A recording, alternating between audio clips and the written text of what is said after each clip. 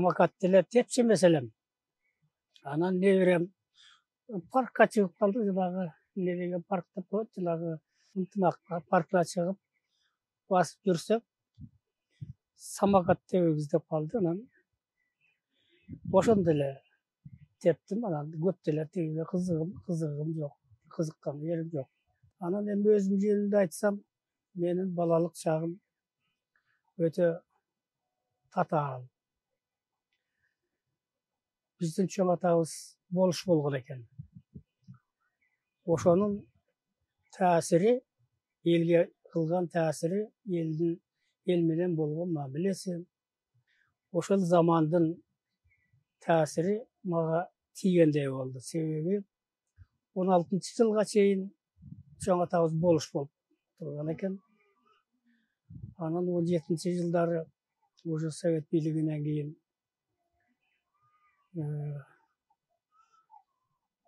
жаңы заман башталып, анан мен ушу 37-жылы төрөлгөн экенмин. 41-жылы атам согушка кетет. Согушка кеткенден кийин кабар жок болуп жүрөт, бирок анын тирүү экенин апам сезген экен. Мындай болот экен да.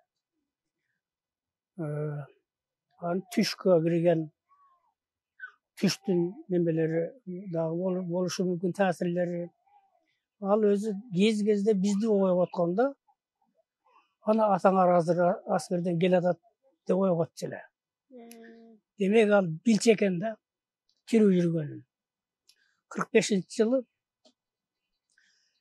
солдаттан 40 жеңиш бүткөндөн кийин бир Маматхан деген аксакал армиядан келип калды. Ошого мени көтөрүп чыккан. Ошондо мен 7 жашар бала элем. Анан мунун атасы качан келет деп. Бирок тирүү экен, бирок баягы пленге түшүп айдалып кеткен. Трудовой армия деген болчу экен ал кезде. Ушу Магадан шаарында жүрүп, 13 жылдан кийин келип калды. 1953-жылы жанагы Хрущевдун бийлиги кулагандан кийин буларды боштондукка чыгарган экен да. Анан ошо 53-жылы келдим. А мен 53-жылы уже 8-класста Жалалабад педагогикалык училищеде окуп аткам. 1-курста. 45-жылы апабыз каза болгондо эжем экөөбүз эле калдык. Ал 11 жашта, мен 8 жашта. Бир үйдө ушул экөөбүз эле, ушул эки бала жашап калдык да. Жакындарыңыз, туугандарыңыз? Туугандар деле карай албай калды. Туугандардын деле бир баш көтөргөн кыйындары жок экен. Тескерисинче мындай колунан келип баш көтөргөн кишилердин таасири жакшы таасир эмес, жаман таасири дагы тийди да. 56-жылы мен 10-классты бүтүп Бишкекке окууга келдим. Окууга келгенде мен журналист болом деп келдим эле. Бирок ошол жылы журналист факультети ачылып, 56-жылы 3 бала тапшырдык райондон келип. Кадыржан, Жолдошев, Кошкор, Болгулов, анан мен тапшырдык. Эртең экзамен болот деген күнү карасак, бир орунга 15 бала турат журналисткага. А мен өтө албай турганмын, поддержка жок. Бирок карасак, математиктерге приемдо толбой атыптыр. Анан ошол жака документ алып тапшырдым. Өтүшүм керек болгондой бир окууга. Ошондон улам мен математическийди окуп, бүтүп, жакшы өттүм. Мени окуткан Кривошеин деген профессор бар эле. Ошол жактырып мени сразу аспирантурага алып калды. Ошол окуп бүткөн кафедрамда эле профессор Кривошеиндин кафедрасы математикалык анализ болчу. ошол кафедрада мугалим болуп урмушканмын. Армияга барып, кайра келгенде деле ошол кафедрада иштеп калдым. Ошол күндөн ушул күнгө чейин ошол эле кафедрада иштеп келатам. 60 жылдан ашып кеттир ушул кафедрада иштеп атканыма. Андан кийин турмуш акыбал күндөн күнгө жакшылып өзгөрө баштады. Квартира алдык. Анан доктордук диссертацияны жактадым. Анан өзүм Кривошеинин ордуна заведующий кафедра болдум. Азыр да ушул убакка чейин ошол кафедраны жетектеп келатам. Эми 87-ге кетип аткан кезимде, азыр ушул кездеги кадрлар жөнүндө сөз кылышка туура келет. Ушул завтукту өткөрүп беришке кадр жок, соответствующий. Сиз окуткан студенттердин арасынан чыккан жокпу? Чыкты. Башка деле каалоочулар деле бар. Завдом дегендер деле бар, доктор науктар бар. Бирок иштен алып кетишине жана башка бир топ маселелер бар. Ушуга жөндөмдүү, ушуга туруктуу, анан ушу жумушта жакшылап мен каалагандай алып кете турган кадр жок болуп атат да пока. Бирөөнү даярдап келдим эле, пандемиядан каза болуп кетти жаш бала эле. Эми жаштарга эмне болсо да жаштарга өткөрүп беришим керек. Вот быйыл же эмдеги жылы өткөрүп ансыз да болбой айтып атам, давай алгыла деп. Жана айтпадымбы, вот журналистикага келдим эле деп. Ушул 53-жылы Жалал Абад бет училищесине өткөндө повышенный стипендия берчү эле ошондо эле. Бет училищеде повышенный стипендия берет. Повышенный 25% кошуп берет стипендияга. Ошондо турмуш акыбал оңолуп, анча-мынча макала жазып, областтык гезиттерге. Анан анча-мынча ырларды жазып жүрдүм. Эми ал математик болгондон кийин ыр жазыш бул өзү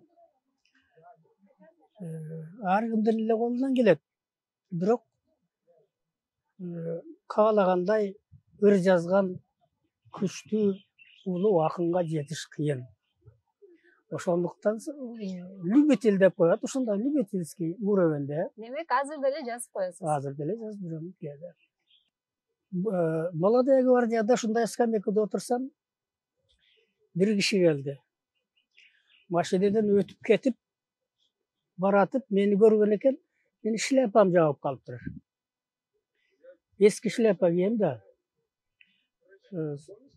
Союздун убагындагы азыр эми российский шляпа деп коет, жанагы чий калпак жайында кийген. Ал Разаков тартам деп режиссер экен. Жүргөн экен жанагы ролуна, анын кайсы бир ролдоруна мындай көрүнүктүү моменттүү келе турган шарттарды издеп жүргөн экен. Анан мен шляпам жабып калыптыр, ушуну кишини тартпасам болбойт деп. Эски шляпа да. Разаков убагындагы шляпага окшоп кетсе керек. Анан келип айтты, ушундай бир-эки эпизод бар, ошого катышып бербейсизби деп. Болуптур дедим. Анан академик Мамытов деген болгон. Ал Мамытов убагында Разаковго кирген экен. Ушундай кыргыздын жер кыртыштарынын түзүлүштөрү мындай, дегендей, теориясы мындай. Ар кайсы жерге, ар бир районго эмнелерди эгүүгө туура келет, ушулардын жөнүндө изилдеп жүрөм деп айткан экен да. Анан Разаков атайын кабыл алып, анан атайын келип талаадан көргөн экен, жана эгин эккен жүгөрү талааны көрүп, бул жерге ушул жүгөр эксе абдан жакшы боло турган экен деп байкаган экен. Разаковда как специалист катарында айткан экен. Бул жерге, ушул районго жүгөр эксе абдан жакшы өнүгөт. Жүгөр өсүп турган талаага бардык. Ошонун жанынан бир эпизоддор болгон.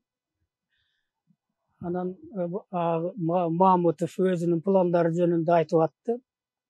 Anan al planlarının bir bölüklerini katarında biz janagy